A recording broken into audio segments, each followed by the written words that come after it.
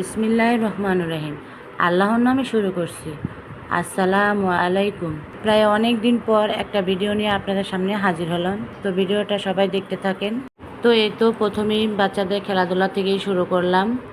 তো অবশ্যই আপনাদের ভালো লাগবে। তো এই তো বাচ্চাদের খেলাধুলা দেখলে কিন্তু মনটা এমনিতেই অনেক ভালো হয়ে যায়। ওরা অনেক পাকা পাকা কথা বলে।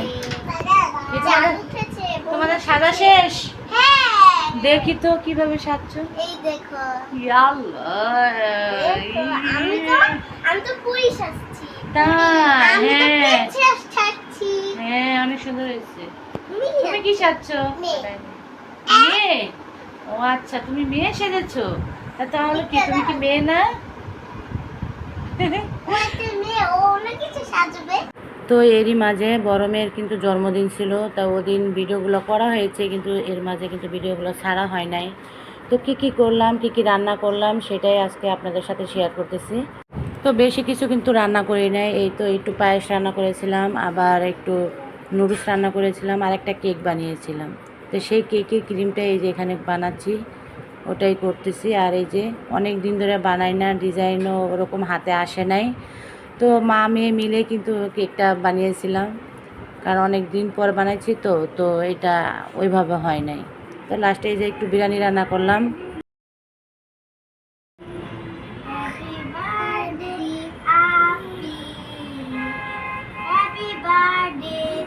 তো এই তো বোনেরা মিলেই কিন্তু কেকটা কাটছিল, এক বোন আরেক বোনকে খাওয়াই দিচ্ছিল। কিন্তু এটা দেখে কিন্তু খুবই ভালো লাগছিল, আর নিজেরাই এনজয় করছিল। আমাকেও একটু মুখে খাওয়াই দিল বড় মেয়েটা। এই তো আর আবার হাসতেছিল এটা নিয়ে। তো এই তো তারপরে এখানে আমরা খাওয়া দাওয়া শেষ করি। ওদিন আর কোথাও বের হয় না, এর পরের দিন কিন্তু আমরা বের হই বলতে কাছে একটু যমুনায় যাই, ওখানে যেয়ে মেয়েদেরকে নিয়ে ঘুরে আসি।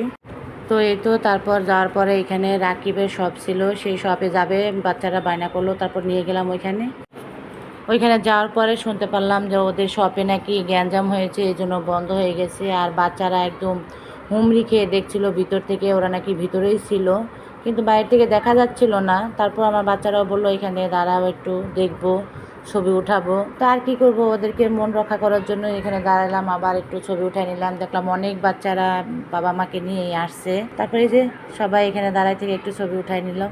এই যে দেখেন দূর দিয়ে চলে গেছে ছবির কাছে। তো ওদিন কিন্তু আমাদের সাথে একটা বাজে অবস্থা হয়েছিল। আমরা ওইখান থেকে বেরোনোর পরে এইরকম বৃষ্টি নামছে, তা একদম বাচ্চাদেরকে নিয়ে একদম ভিজে যাই। আর হ্যাঁ, আমি ভিডিওতে একটা সেমাই রান্না শেয়ার করেছি আপনাদের সাথে, এভাবে রান্না করে খাবেন, দেখবেন খুব মজা হয় এই সেমাইটা। আর এটা হলো লাচ্চা সেমাই এভাবে ভেজে খেলে কিন্তু অনেক মজা হয়। তো প্রথমে এই তো কড়াইতে আমি ঘি দিয়ে দিলাম 1 টেবিল চামচ।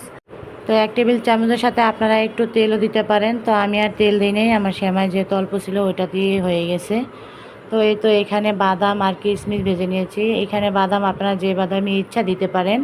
আমি এখানে অল্প কাজু বাদাম আর কাঠবাদাম আর কিশমিশ দিয়ে তারপরে এই তো হালকা করে ভেজে নিয়েছি। একদম কড়া করে ভাজা যাবে না, একটু হালকাই ভাজতে হবে। তারপরে এই তো কড়াইতে এই যে লাচ্চা সেমাইগুলো একটু ভেঙে নিলাম, তারপরে একটু ভেঙে তারপরে কিন্তু এগুলো কড়াইতে দিতে হবে। তবে এই যে আমি আর একটু ঘি দিয়ে নিয়ে নিছি। তো এখানে আপনারা একটু তেল ব্যবহার করলেও করতে পারেন।